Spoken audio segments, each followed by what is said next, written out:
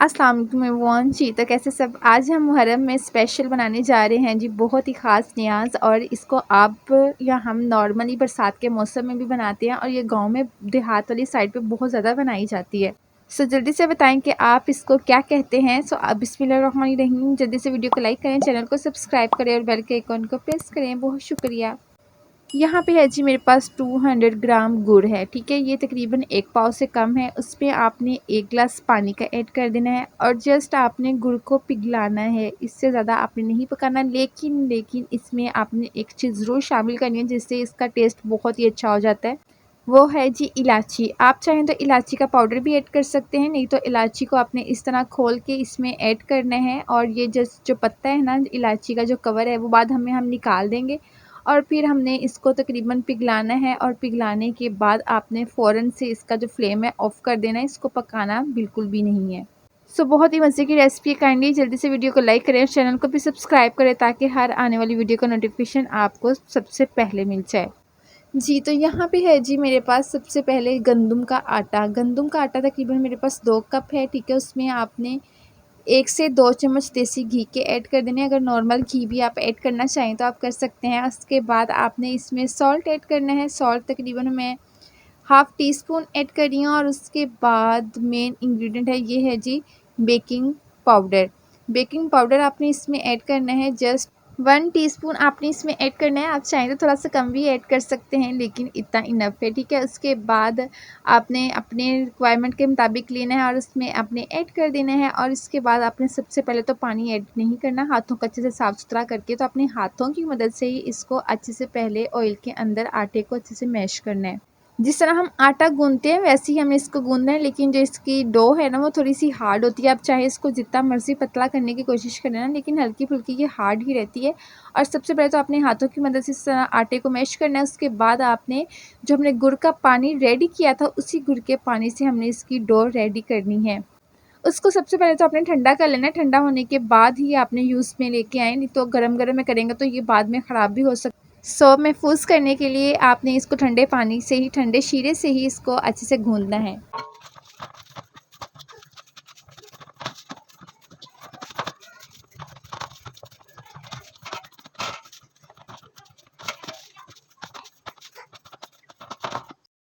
और यहाँ पे आप देखिए इसकी ये जो है हमारी डो ऑलमोस्ट डन है, लेकिन अब हमने इसको 10 से 15 मिनट के लिए इस तरह टिफ़िन बॉक्स में रख दिया था और यहाँ पे तकरीबन ये अच्छे से राइस हो चुकी है।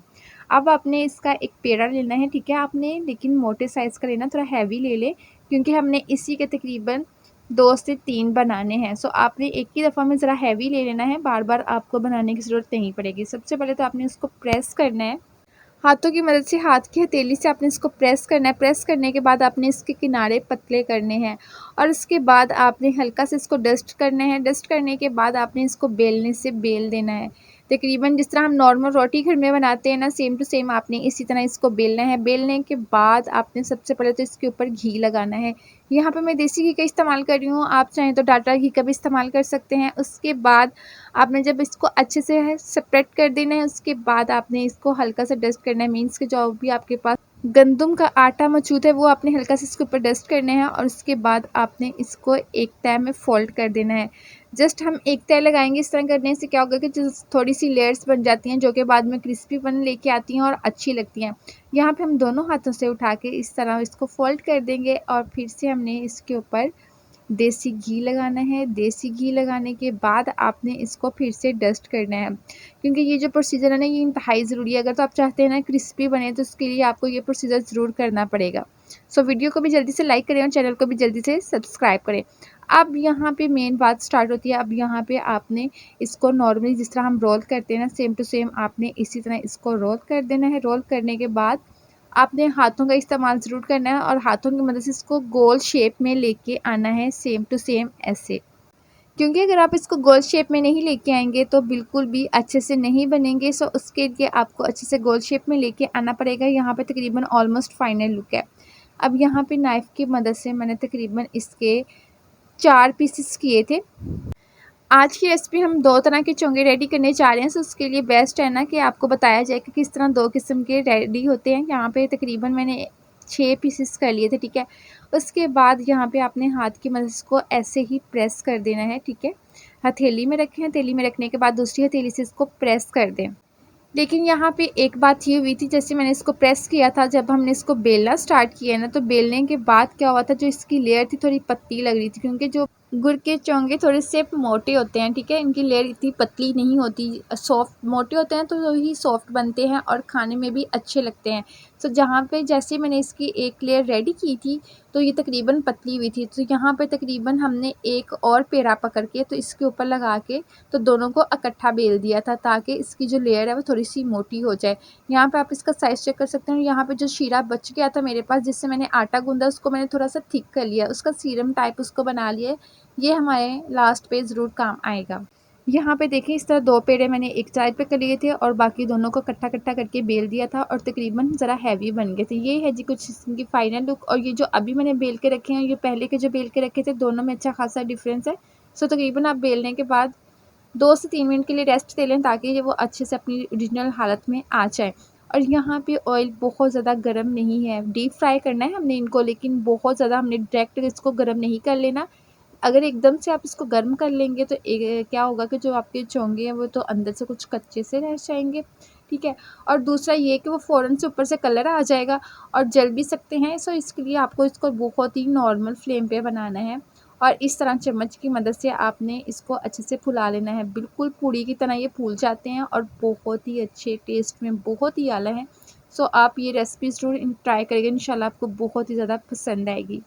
यहाँ पे हम दूसरी साइड से घी डालते जाएंगे, ऑयल डालते जाएंगे, कि मैं ऑयल में रेडी कर रही हूँ। आप चाहें तो घी का इस्तेमाल भी कर सकते हैं, क्योंकि ये घी से भी तो ऑयल से, दोनों चीज़ों से बहुत ही अच्छे बन जाते हैं। अब यहाँ पे कुछ लोगों को तो इतना साइज़ चोंगों का बहुत ही अच्छा लगता है, लेकिन हम यहाँ पे तकरीबन इसको 2 साइज़ में बनाएंगे। दोनों साइज़ में आपको दिखाऊंगी। एक तो एक ये साइज़ होता है, जैसे आपको लगे कि दोनों साइडों से ये अच्छे से फ्राई हो चुका है, तो आप इसको निकाल लीजिएगा। और यहाँ पे तकरीबन ऑलमोस्ट अच्छा कलर आ चुका है, सो यहाँ पे मैं अब इसको निकाल लूँगी। और यहाँ पे तकरीबन हम इनको गोल्डन ब्राउन करना है, बहुत ज़्यादा इसको ब्राउन नहीं करना, जस्ट लाइट सा गोल्डन ब्राउन करना है, क्योंकि इसमें गुड़ ऐड किया हुआ है। गुड़ का जो होता है ना, लाइट गोल्डन ब्राउन भी हो जाए तो बहुत ही अच्छा लगता है। अगर ज़्यादा करेंगे तो वो जला जला लगेगा, ठीक है। उसके लिए आपने इसको जस्ट नॉर्मल सा कलर देना है, बहुत ज़्यादा कलर नहीं देना। उसके बाद पहले हमने एक रेडी किया था, उसके फ़ौरन बाद मैंने इसमें 2 ऐड करके तो दोनों रेडी कर लिए थे। और ये दोनों हम पहले की निस्बत ज़्यादा अच्छे से रेडी हो चुके थे। कुछ लोग इसको पूरा भी बोलते हैं, कुछ बोलते हैं। सो आपने अपनी ज़ुबान में बताना है कि आप अपने यहाँ क्या इनको बोलते हैं। और जल्दी से कमेंट सेक्शन में स्टार्ट हो जाएँ, आपने जल्दी से बताना है कि आप इसको क्या बोलते हैं। उसके बाद ये है जी कुछ इनकी फाइनल लुक। और यहाँ पे जो मैंने ऐड किया ना, उसका साइज़ ज़रा मोटा है। इनको तो फुल आपने डीप फ्राई करना है। यहाँ पे तकरीबन ये इतने डीप फ्राई नहीं हुए, इसलिए मुझे इनके ऊपर घी ऐड करना पड़ा है। फ्लेम लो हो और डीप फ्राई करना है आपने इनको लो फ्लेम पे, तो ये अंदर से बहुत ही ज़्यादा पक जाते हैं। यहाँ पे मुझे इसको ज़्यादा पकाना पड़ा है, क्योंकि ये ज़्यादा डीप फ्राई नहीं था। अगर हम दोनों की बात करें ना, तो दोनों का टेस्ट अपना अपना है। दोनों अपनी जगह पे बहुत ही यम्मी लग रहे थे। और यहाँ पे आप इनकी लुक चेक कर सकते हैं, दोनों ही बहुत आला थे।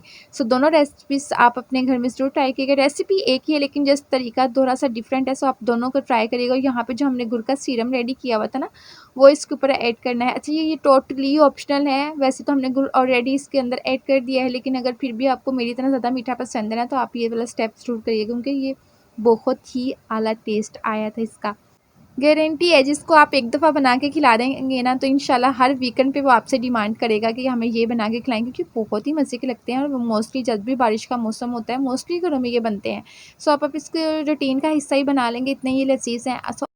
आपके पास घर में कोई भी ड्राई फ्रूट्स अवेलेबल है ना, तो आप इनके ऊपर स्प्रिंकल कर सकते हैं हल्के से क्रश करके। लेकिन यहाँ पे मैंने कोकोनट इसके ऊपर ऐड किया था, क्योंकि कोकोनट का भी बहुत ही अच्छा टेस्ट लगता है। सो आपके पास जो भी अवेलेबल है आप इसके ऊपर ऐड कर सकते हैं। अब मिलेंगे आपके साथ नेक्स्ट रेसिपी में। अपनी दुआओं में कुकिंग विद उस्मा सलीम को याद रखिएगा। अल्लाह हाफिज़।